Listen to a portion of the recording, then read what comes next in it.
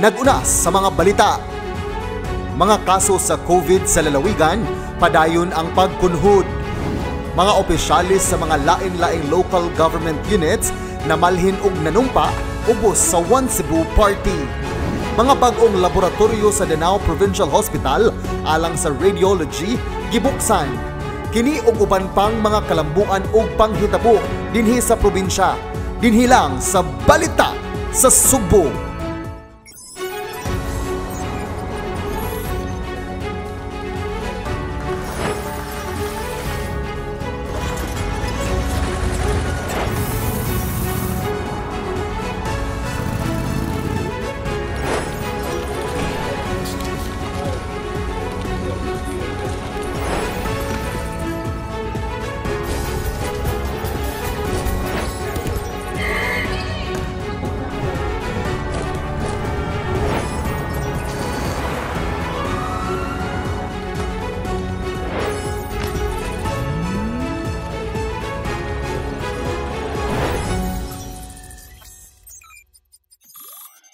Mayong adlaw, aniya usab ang laing hugna sa among paghatod kaninyo sa mga dagkong panghitabo ug kalambuan gikan sa lalawigan sa Sugbo. Ako si Sam Costanilla o kini ang balita sa Sugbo. Mikunhod nagmayo ang mga kaso sa COVID-19 dinhi sa lalawigan sa Sugbo gikan sa kapin sa 6,000 niadtong Agosto. Ang COVID cases mius-us na ngadto na lang sa kapin sa 1,000. Si Paula Mendoza adunay dugang aso. Niabot na lang karon og 1,636 ang mga kaso sa COVID-19 dinhi sa lalawigan sa Sugbo. Sumala sa natala sa Integrated Provincial Health Office kun IPHO. Dako kayo ang gikunhuran niini gikan sa 5,500 nga mga kaso sumala sa natala sa Department of Health kaniadtong Agosto 24. Naghinay-hinay kini pagkanaog ngadto sa kapin 3,800 kaniadtong Agosto 31. Minaog pa kini ngadto sa 2,600 kaniadtong Setyembre 15 ug karong katapusan sa Setyembre 29. Anaa na lang kini sa 1,636. Matod sa mga eksperto, natural ra kini nga mosaka kanaog ang mga kaso sa COVID-19, ilabi na kung adunay bag-ong variant. Apan matod ni Gobernador Gwen Garcia, ang importante nga makamauna ang mga mayores sa matag lungsod ug dakbayan sa pag-atubang sa maong sitwasyon kung mahitabo kini pagbalik. Ang importante nga padayon paghihapon ang panginabuhian sa katawhan ug wala kini magsara tungod sa baruganan sa mga opisyales sa lalawigan sa Sugbo nga ablihan ang turismo nga mao ang tinubdan ug nag-unang panginabuhian sa katawhan. Naghinay-hinay na pagpamalhin ngadto sa One Cebu Party ang mga kanhi dili kaalyado niini. Tataw nga bugtong si Gobernador Gwen Garcia lamang gayon ang nakapahiusa sa kadagkuan nga kaniadto dili mga sakop sa One Cebu. Bisan gani ang mga kadugo sa buot makigharong ni Gobernador Gwen Garcia, nakig-abi naman niya karon. Si Eleanor Valeros adunay dugang asoy. Daghan nga opisyalis sa lalawigan sa Sugbo ang mitapon ngadto sa One Cebu nga partido, ang leading party sa lalawigan sa Sugbo karon, ang gipanguluhan ni Gobernador Gwen Garcia. Mismo ang mga paryente sa kaatbang ni Garcia sa politika nga mao ang mga Durano sa 5th distrito na malhin ngadto sa One Cebu. Sila si Sugod Mayor Richard Strigan ug Vice Mayor Munien Durano Strigan bag-o lang mihurar atubangan sa gobernador kauban ang mga miyembro sa Sangguniang Bayan sa Sugod ug ang mga barangay kapitan didto kaniadtong Huwebes, Setyembre 23. Si Munien kinsa kanhi mayor usab sa lungsod sa Sugod nga mipuli sa iyang amahan nga si Anhing Tadeo Deo Durano ig-agaw igtagsa sa muatbang ni Garcia pagka-gobernador karong umaabot nga piniliay nga si kanhi Tourism Secretary Ace Durano. Kanhi usab miyembro ang magtiayon nga Strigan sa Bacod Party nga mao ang partido sa mga Durano sa dakbayan sa Danao.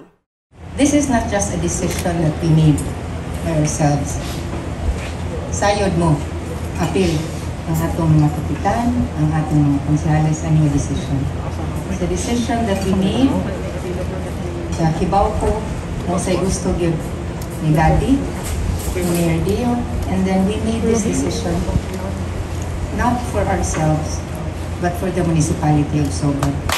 Apan dili lang kana, laing paryente sa mga Durano nga gikan sa 7th distrito mao ang banay nga Calderon, kinsa ig-agaw usab igtagsa sa mga Durano.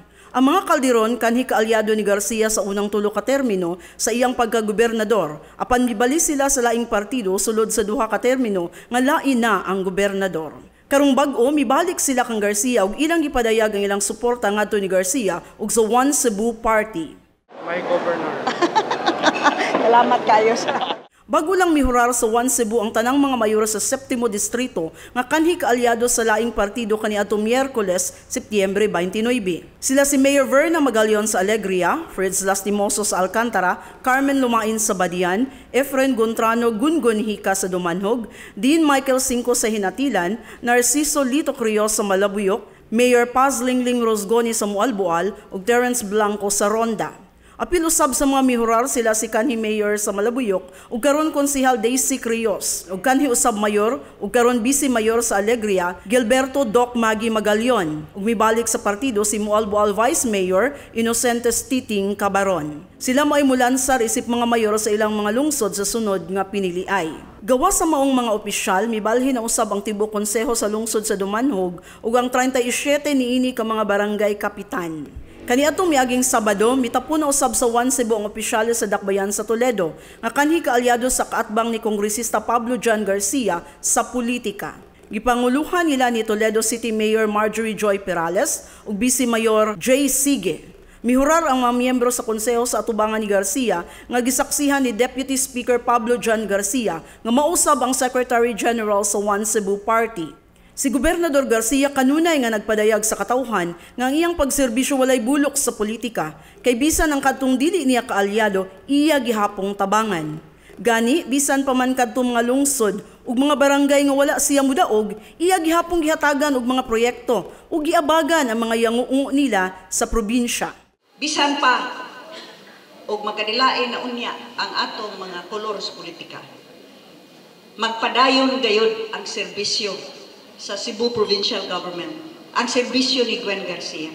Kay ang panginahanglan dili makolor coding. Ang kalisod dili makolor coding. Ang pag-antos dili makolor coding. Mao nang gikinahanglan gayud serbisyuhan ang tanan, pinasubay sa mga panginahanglan. Niining posisyon nga akong gihuptan karon, giisip ko kini nga usa ka balaan nga responsibilidad. Samtang si Gwen Garcia maupay gobernador, sayri ninyo, kamo gyud ang labing nagkinahanglan paningkamutan gyud nako. Kutob sa akong maabot, kutob sa tanan kong kusog, tanan na kong paningkamot nga kamo matagaan gayud og pagtagad. O kung musulti man ko ana, nga dili lang na kutob sa sulti. Kaya alang ka nako, dili sulti ang pabuhaton. Buhat ang pasultion. Uban sa taho nilang Kathy Navarro ug Paula Mendoza, kini si Eleanor Valeros, balita sa Sugbo.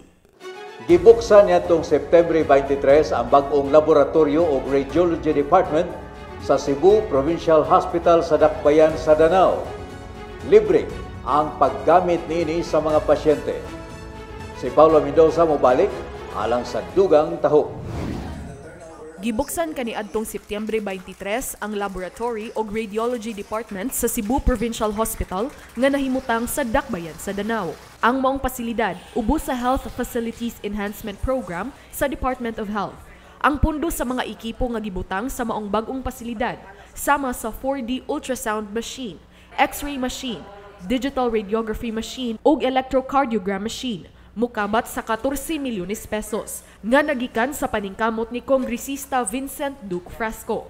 The House of Representatives that work together with the Department of Health to make sure nga ma-deliver gyud ang atoang services. Samtang ang bag-ong laboratorio i-operate sa Kapitolyo pinaagi sa partnership niini sa Prime Care Cebu nga maoy nagmuntar usab sa laboratorio. Apan padaganon og i-operate kini sa mga empleyado nga gisweldoan sa Kapitolyo. Kay numduman nga misulod og kasabutan ang lalawigan sa Sugbo ug ang Prime Care nga sila'y magmuntar sa mga ekipo ubos sa joint venture agreement sulod sa 5 ka tuig alang sa modernization sa mga laboratorio sa 4 ka provincial ug 12 ka district hospitals. Kay after 5 years ang kanilang equipments na gibilin sa amin, i-turn over sa dito sa province. Gawas sa maong bag-ong laboratorio, mihatag usab ang Church of Jesus Christ of the Latter-day Saints og 38 ka mga hospital beds nga adunay side table ug mokabat kini tanan og 1 milyon ka pesos. Ang mga elders sa Church of Jesus Christ of the Latter-day Saints nagkanayon nga ang maong tabang dili lang sa mga miyembro sa ilang simbahan, apan aron usab makatabang sa ilang mga kaigsuonang mga Sugboanon nga nagkinahanglan ilabi na karong panahon sa pandemya. Well, look at us now. We've come back in a little over 2 years to inaugurate the fully automated digital laboratory services, as of course with the help of Dr. Peter Asnar, and the fully digital X-ray and ultrasound. All of these, despite the fact that we had to face the most difficult challenge ever, the pandemic, but we have been able to manage. Not only manage, we have prevailed. Nga makita kining tanan nato nga paningkamot. Hinaot unta nga kining mao mga paningkamot makatabang. Mato di Dr. Arsenal nga naghuwat usab sila nga aprubahan sa Commission on Audit ang demolisyon sa karaan nila nga hospital building aron tukura na kini og 3-story building nga mauunyay himuon nga pharmacy, intensive care unit ug operating room. Paula Mendoza, Balita sa Sugbo.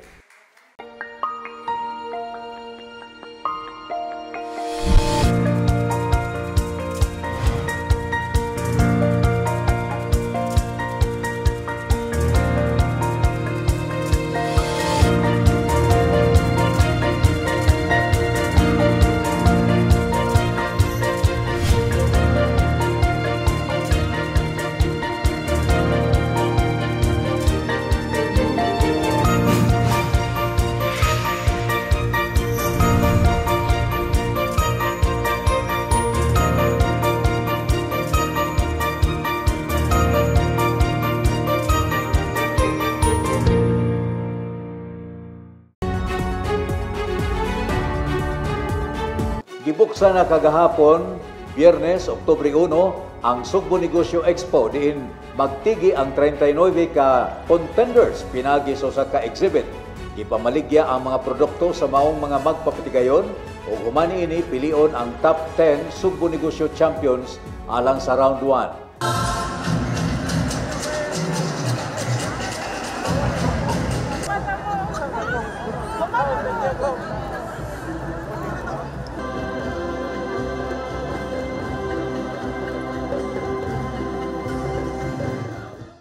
I was really overfilled with joy.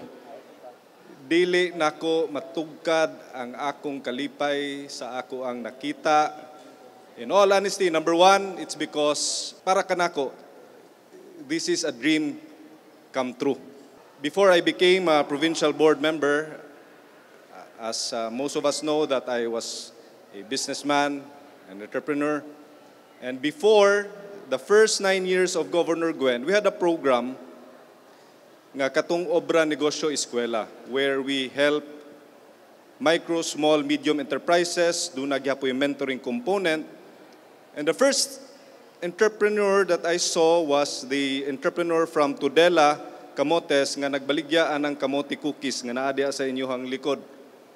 And they are enlisted karon gihapon as a beneficiary of our Sugbo Negosyo program. Another entrepreneur is Lorna D. of Sugod nga nagbaligya ni ana nga tagaan natog masipang pakpak si Lorna kay hangtod karon anaa gihapon ngingon ko nga wa man ka matiguang Lorna nagkabata na hinunong ka kano sa pa to Governor, that was 2007 2008 if I may recall. So when I sat as board member, I talked to Governor Gwen. I said, can we revive the Obra Negosyo Eskwela? So it was still a concept at that time, although we had already the framework. And then naigo ta niining COVID, nasarado ang ato nga mga negosyo. So then, Governor Gwen mentioned that let's do a program that would help our micro, small, medium enterprises. In all honesty, kami mga board members, and I think goes also with our Vice Governor, we were still at a loss on how we can help ang atuang mga gagmay nga mga magpapatigayon. Pag-mention ni Gov nga 100 million ang amount nga ihatag, naglibog pa mi Gov, ug unsaon na mo pagpahimutang, tag 5 million ming board members, nagdungan man ni pag-distribute sa katong SAP, naiuban na mo, nagtuugod nga, mura ranig SAP, Mayor. In fact, ang mga barangay kapitan, mo-text na mo nga asa namang allocation ninyo na mo. One of my colleague here from the 3rd District advertised and enlisted 4,000 beneficiaries. 500 ra ang makaya na mo og tagaan ni mo og tag 10,000, but doon na diri nilista ni abot og 40 milyones ang iyang ambot giunsa niya ang iyang mga nasaaran. So to see niining atong Sugbo negosyo karon, to me is, I cannot explain. I was there from the very beginning when the meetings started. When the governor started calling the meetings, sige pa mi o usab-usab, plano, Mandawi Chamber came in. Of course, the DTI was already there from the very beginning. Munang maingon ako nga kaning programaha buhi. It's muranig maingon natog live nga program. It's an evolving program. Even as we speak, it still evolves. Mo to Gov, wa pa may klaro kung saan ni namo ang katong 5 million namo nga budget. Pero karon nakita na namo, this is already a testament of what we have achieved. A face has been drawn to the concept that once was started only in the drawing boards and now it is already drawn. Klaro kayo dayag ug tataw ug unsay gidapatan sa maong kwarta sa atong provincial government, money which is very well spent. Kay kaning atong matabangan nga mga gagmay nga mga magpapatigayon can also help the others. That's why from 8,250, we have already here with us 41 nga naa diri nag-exhibit. But there are 8,250 out there who have been helped and who have been given hope nga nining despite nining atong pandemya gyatubang, there is hope. I could not imagine Cebu without its economy. I could not imagine Cebu without its micro and small medium enterprises. Muna nga kami, we have given our support to Governor Gwen when she said, open our economy, wala mi magduha-duha. Kami sa provincial board, we followed and we supported ang tanan nga mga plano o programa sa atong governor. Apil na ni siya ang Sugbo Negosyo Program. Muna, Governor, in behalf of the provincial board, na anunsyo naman ka sa second round for another 100 million of important resources sa atong provincial government, which will be once again invested, the right investment in the right direction. We will commit, kay nakamao naman mi. We already know what to do. The board members, and likewise the Vice Governor, have become entrepreneurs themselves. Among mga staff have been involved religiously ni ining maong mga programaha. Nahimo naming mga negosyante sad to our own right. That's why, Gov, we can assure you, and we are ever thankful in behalf of our constituencies sa among tagsa-tagsa ka distrito, that we have a program that can really bring Cebu back on its feet and can help Cebu move forward and move on faster than ever. Daghang salamat, Gov, ug may hapon kaninyong tanan.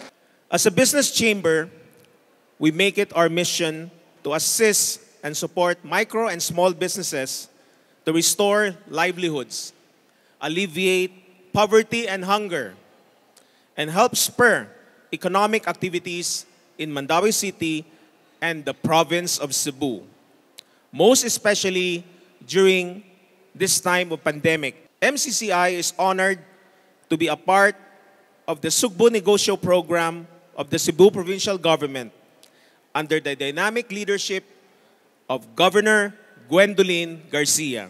We are the sole chamber partner for this program, which we see as an opportunity to help grow and hone businesses and livelihood skills in the countryside in line with our efforts of reviving the local economy.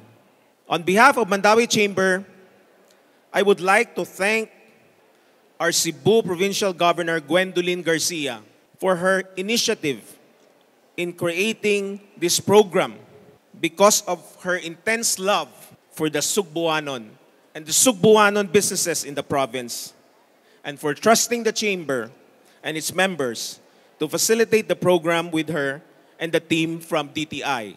We extend our gratitude to the Mandawi City local government led by our beloved Mayor Jonas Cortez for their constant support and for building a strong partnership with us that enabled us to create and expand our community serving activities.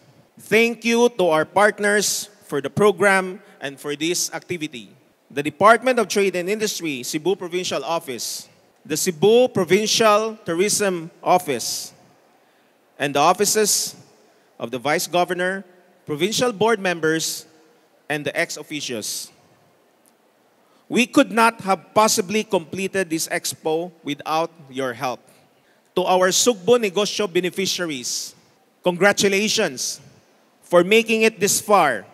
You are the chosen few from among the more than 8,250 plus initial qualifiers.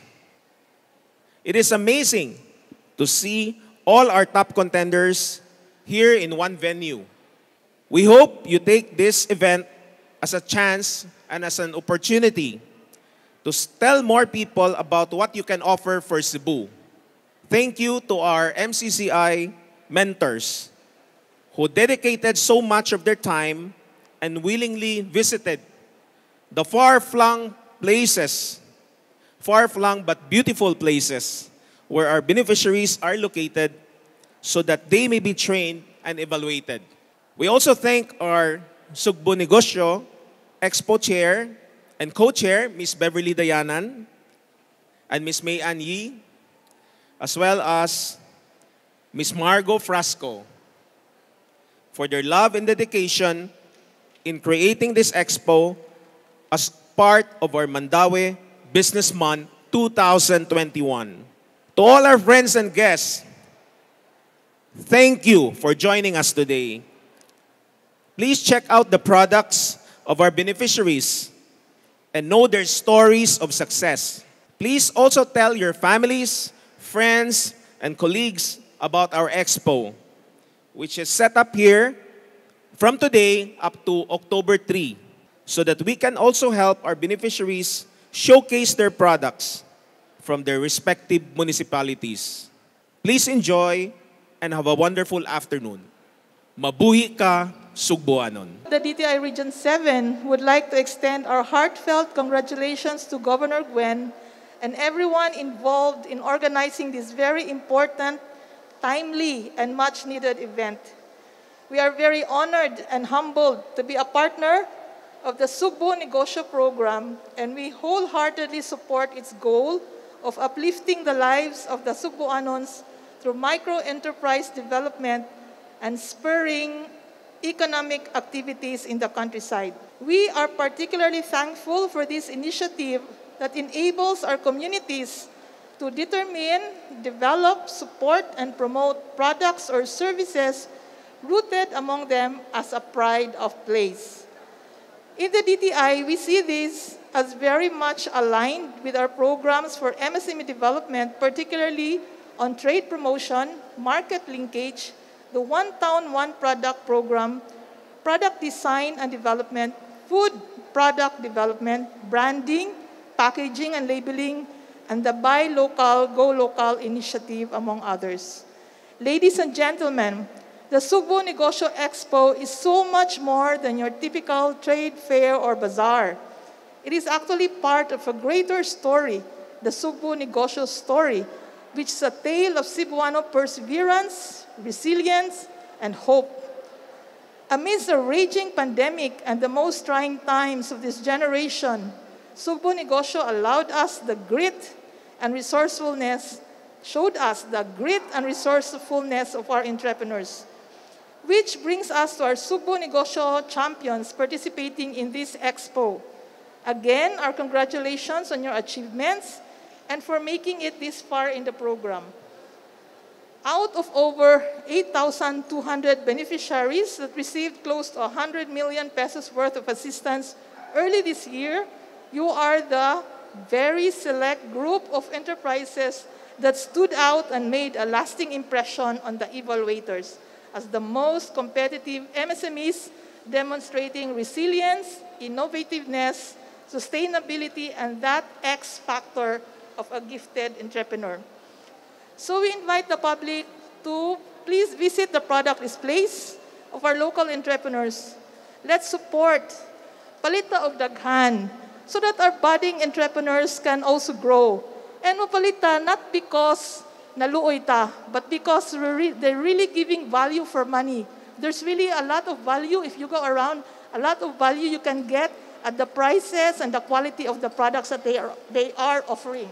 So when we buy, we're helping them grow, we are generating employment, and at the same time, we're also getting value for our money. We assure you that DTI will continue to support programs like this to promote entrepreneurship and contribute to the goals of Sugbo Negosyo in spurring sustained economic growth in Cebu Province. So thank you, happy shopping. Let's buy local, let's buy Bisaya. Nasayod mo nga ang Sugbo Negosyo na himugso taliwala niyantong pandemya tungod sa kalisod nga akong nakita sa dihang akong gilibot ang tibuok probinsya. Nihuot ang akong dughan nagtanaw, mga tindahan sarado. Ang katawhan nga akong gikaistorya walay mga trabaho.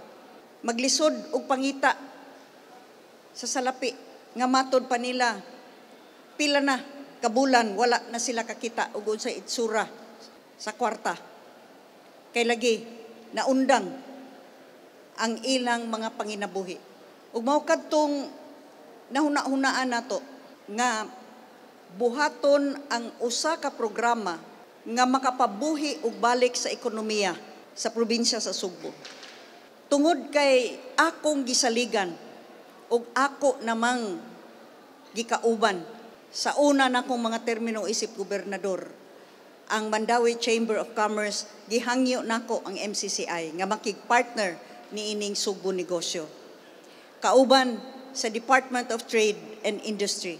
Tinuod kadtong giingon ni board member Glenn Soco, walay guidebook, wala mi masundan nga nag-una nga programa ug busa daghan kaayong mga meetings ubay-ubay nga nahitabo kauban nako, kauban sa MCCI, kauban sa DTI, kauban si Board Glenn. It is, yes, an evolving program.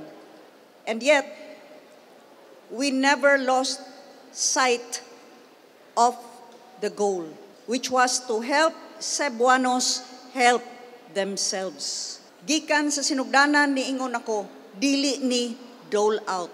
Dili ni nga manghatag tag kwarta kay lagi na luoy ta. Kay kung mauna makililimos ang atong pagtan-aw sa mga Sugboanon. Buhaton nato ang pamaagi nga samtang tuod usa ka gatos ka milyon ang atong gigahin. Kining maong salapi dili mausik-usikan aron ipalit lag load sa cellphone or ipariband sa buhok or iposta sa tigbakay.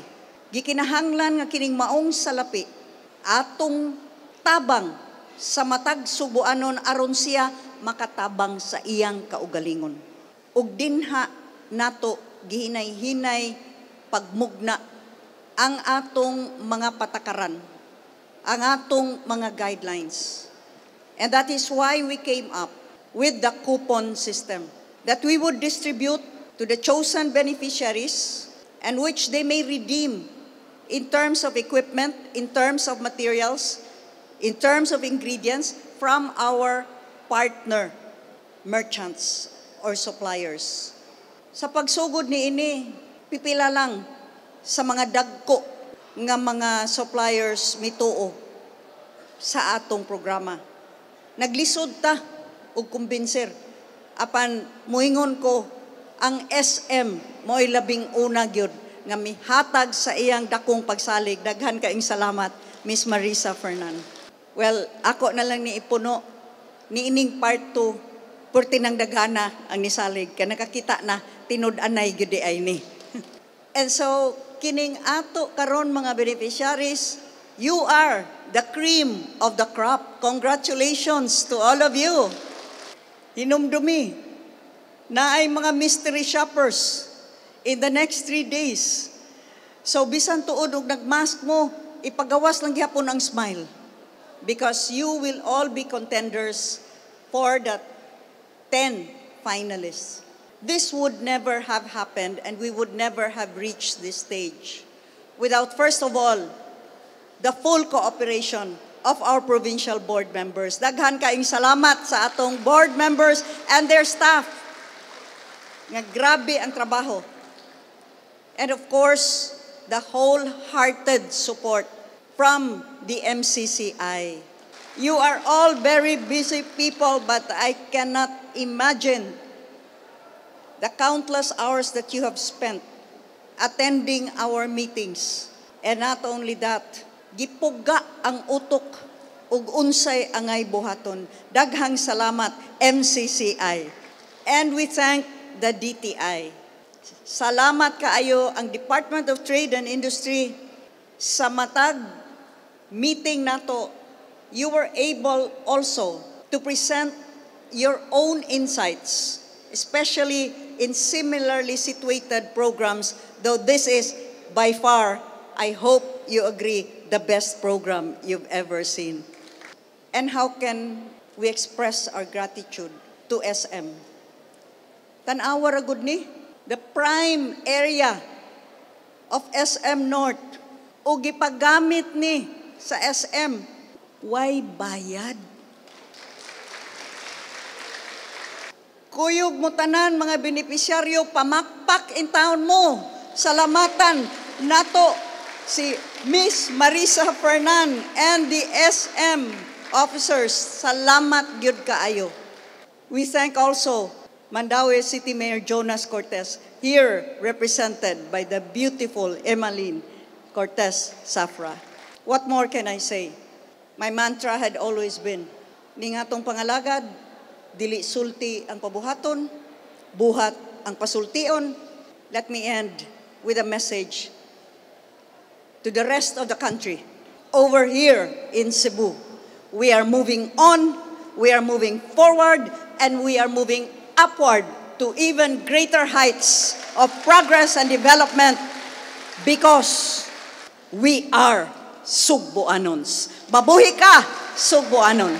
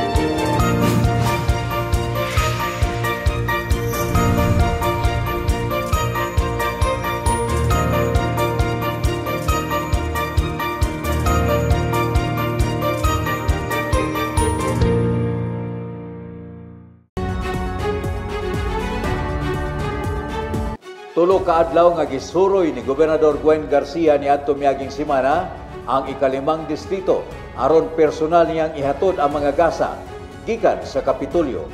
Mobalik si Paula Mendoza. Tulo ka adlaw nga pagsuroy-suroy sa laing-laing mga lungsod sa ikalimang distrito sa lalawigan aron maghatod sa mga gasa og serbisyo gikan sa Kapitolyo sa Sugbo. Kaniadtong Setyembre 21, giduaw ni Garcia ang lungsod sa Poro alang sa Caravan of Services sa isla sa Camotes. Si Denly Reyes, 12 anyos nga residente sa barangay Adela, Poro, usa sa mga nakadawat og wheelchair atul sa caravan. Human sa Poro, milabang sa isla sa Pilar si Gobernador Garcia niadtong Setyembre 22 alang usab sa maong caravan. Gawas sa mga food packs, vitamins ug assistive devices.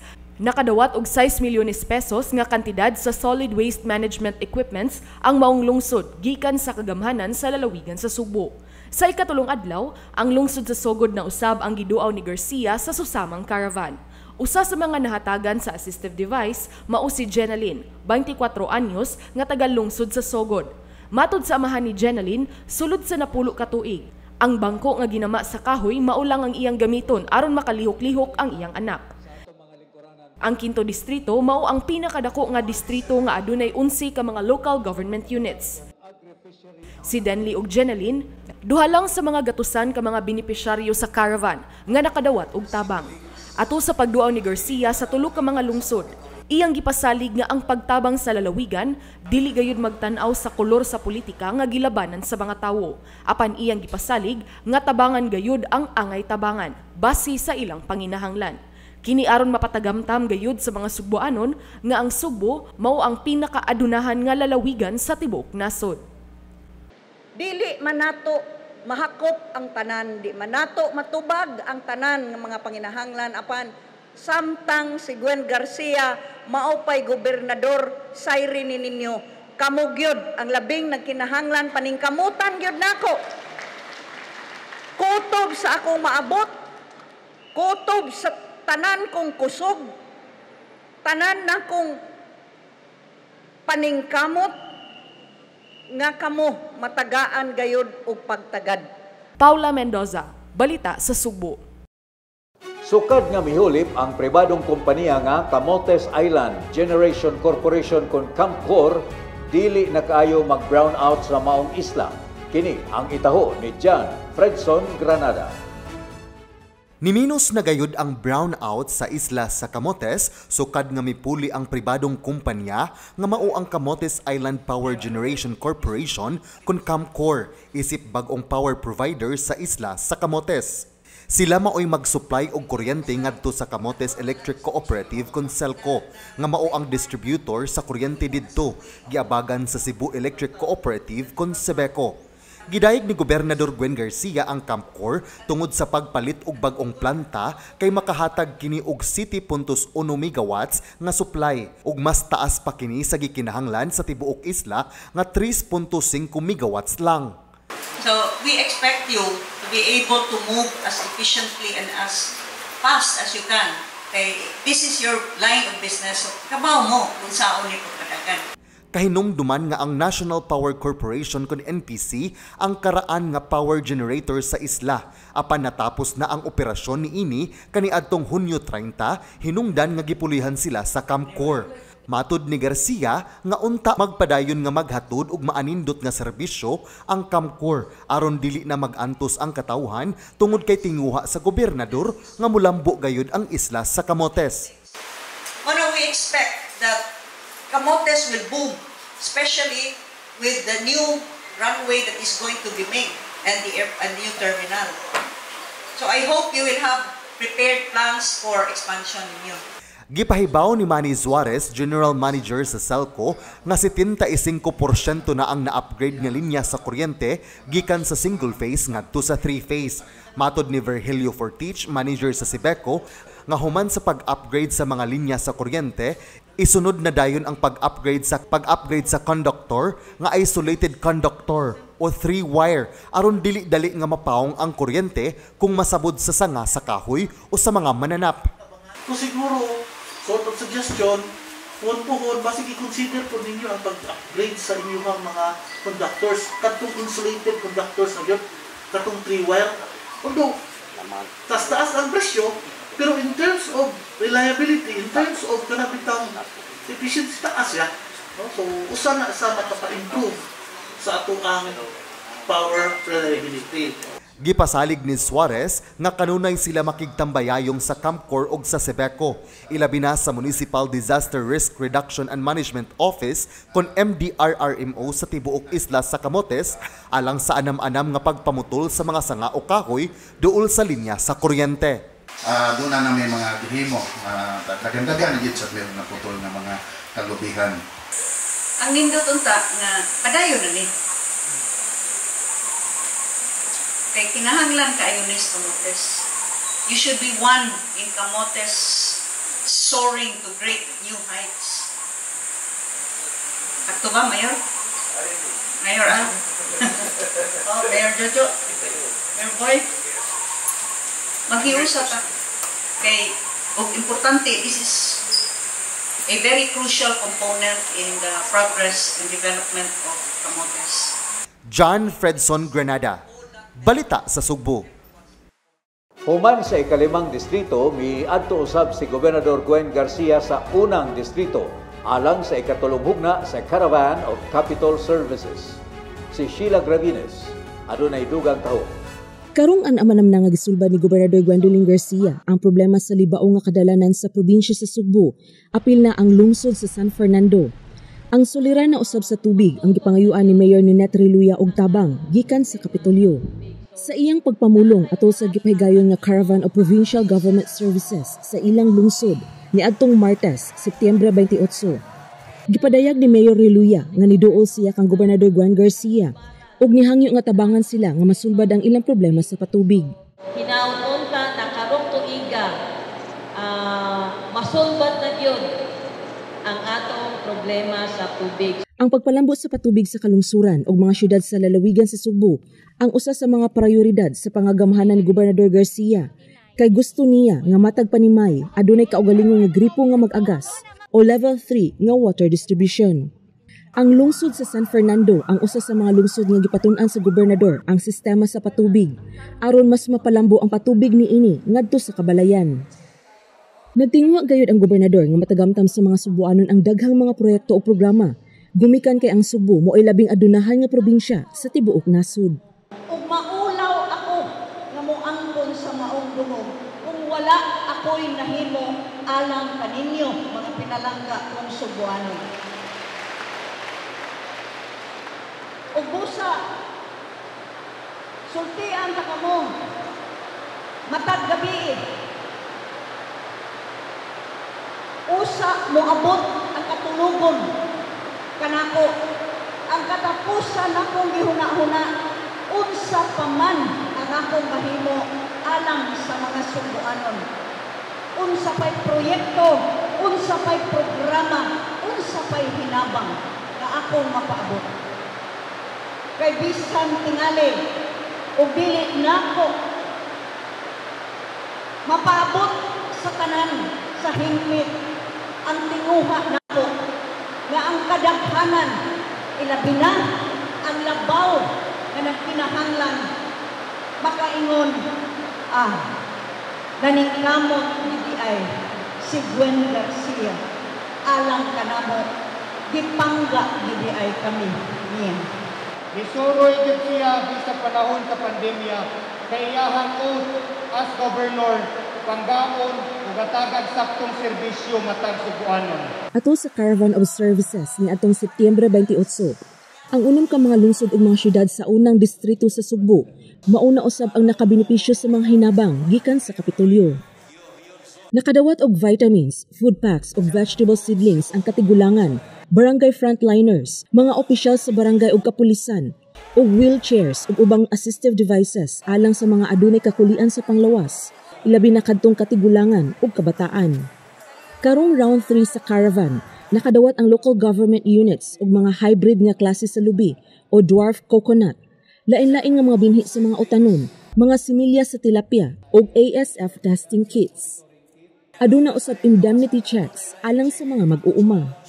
Sama sa ubang mga distrito, gilusad usab ang mini tindahan sa Kapitolyo nga vitamins lang ang ibaligya sa barato nga presyo Sa tag 170 pesos matag pack nga adunay sud nga 3 ka klase sa vitamins alang sa usa ka buwan nga supply.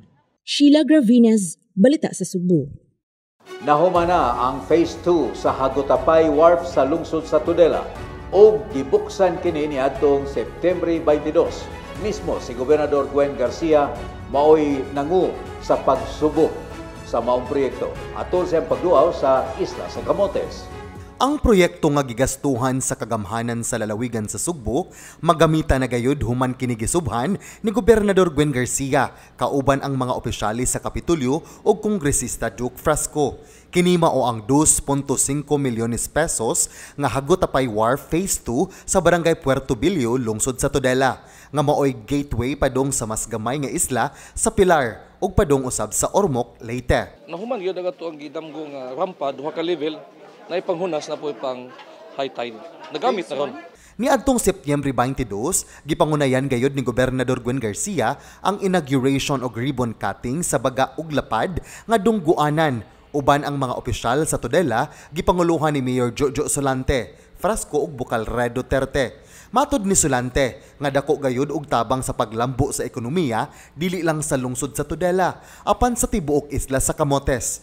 Gani gipahibaw sa mayor nga aduna nay duha ka bag-ong biyahe gikan sa Hagutapay paingon sa Merida via Ruro sa Jumalia ug Hagutapay paingon sa Ormoc via Junmar nga modunggo ngadto sa lungsod sa Pilar. Kada adlaw na, no? So dako kay na siya og kahulugan sa local economy. In fact, ang ato ang Hagutapay Wharf, nikita yun. Tungod ini ato ang improvement din sa Hagutapay Wharf. Dugang niya nga ang kagamhanan sa lungsod sa Tudela maoy nagmanage sa operasyon o sa port handling diin makahatag kini og trabaho sa mga lungsuranon. John Fredson Granada, Balita sa Sugbo. Niadto miaging Biyernes gipahigayon ang necrological service alang kang kanhi Gobernador ug Deputy Speaker Pablo Pabling Garcia. Si Sheila Gravinez adunay hingpit nga paghulagway sa maong kalihukan dito sa Capitol Social Hall. Ug didto kaniya akong nakatunan kung unsa paghatag og kinabuhi sa mga pulong nga siya ang unang militok isip gobernador. Dili sulti ang pabuhaton, buhat ang pasultion.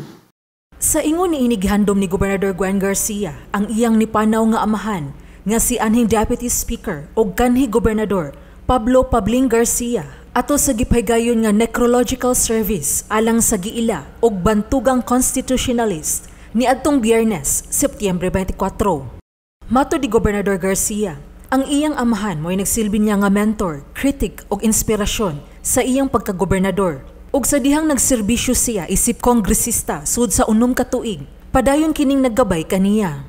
And in the myriad tasks and challenges that I had to face, this afternoon's affair is one of the most difficult.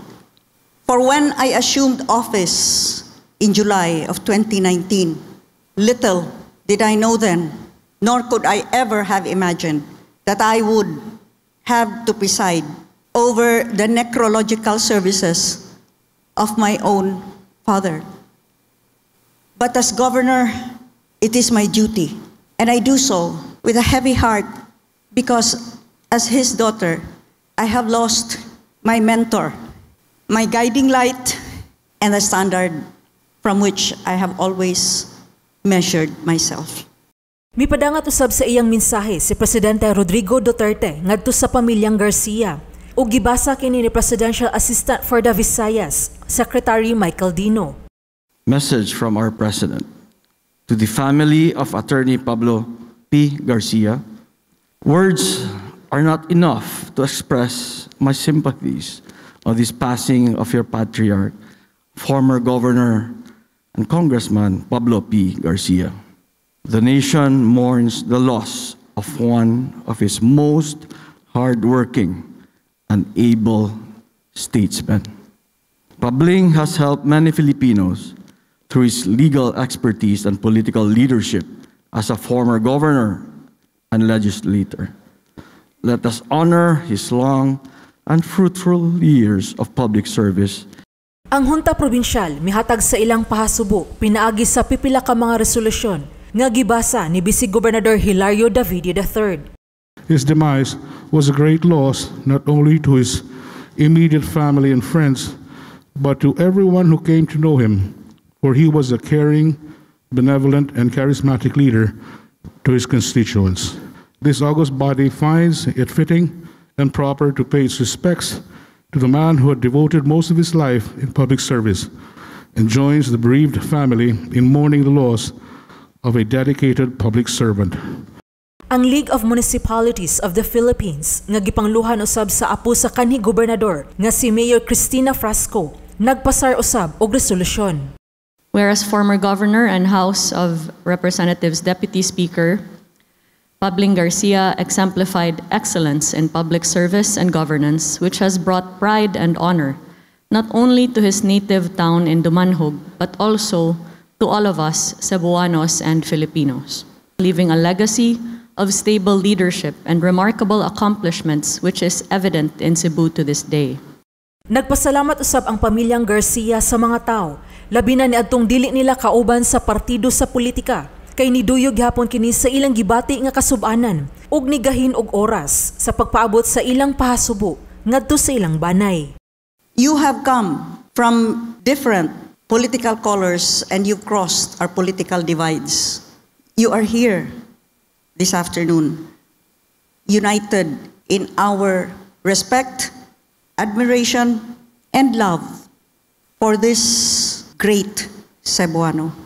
Gikan o kauban sa akong mga kaigsuunan, magpasalamat kami nga nagkakuyog kita karong hapuna as we pay tribute to a loving father and husband, grandfather and great-grandfather, to an inspirational, selfless and dedicated public servant, to a garbo sa Sugbo, a great Cebuano. This tribute that you have so generously paid to our father consoles us in this grief, that although his life is no longer is, it was a long, full, and meaningful one. That though he is no longer here, his good deeds and the way he has touched and changed the lives of so many will live on long after his death. Mga pagdaig, paghandom, pasalamat ug pag-ila sa mga nabuhat nga kaayuhan alang sa Sugbo ug mga Sugboanon ang sentro sa mga mensahe atol sa eulogy sa ubang mga mamumulong nga nakauban ni Pablo Garcia sa dihang siya buhi pa ug nangalagad sa publiko. That no matter where we are in the world, the power of his love has always touched our lives. In our eyes, his hard work, humbleness, passion, and compassion, brilliance, love for Lola, and devotion to God, family, and country is what makes him the greatest man that we know. I was very confident nga si Pabling was a very good leader who always addresses the needs of the people. Di yun ninako ni tingali yun mahimo nga dili isulti ninyo. Si Pare Pabling is instrumental anang Trans-Central Highway karon. Dako kay siyag natabang ana usa na usa ka hanumanan sa kong kinabuhi nga dili gyud nako kalimtan.